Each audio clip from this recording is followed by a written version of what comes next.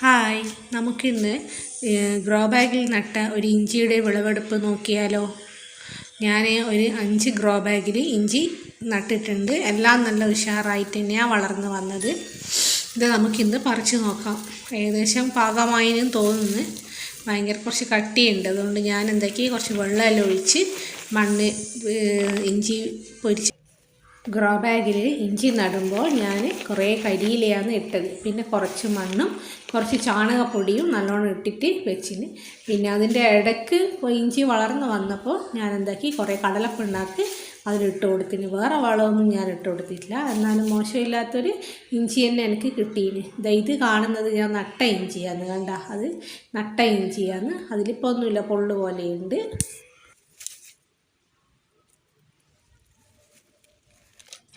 ഈ ഇഞ്ചിയെല്ലാം കഴുകി നോക്കട്ടെ. കഴുകി നോക്കുമ്പോഴേ അറിയാം. മോശമൊന്നുമില്ല, നല്ല ഇഞ്ചി തന്നെ. കഴുകുമ്പോൾ എന്നാലും കുഴിച്ചിട്ടതിനെക്കാട്ടും നല്ല ഇഞ്ചി തന്നെ കിട്ടീന്. നമ്മുടെ വീട്ടാവശ്യത്തിന് വേണ്ടി ഒരു 5-6 ഗ്രോ ബാഗെങ്കിലും നമ്മൾ വീട്ടിൽ നട്ട് കഴിഞ്ഞാൽ നമുക്ക് വീട്ടാവശ്യത്തിന് വേണ്ടി ഇതിൽ നിന്ന് പറിച്ചെടുക്കാം.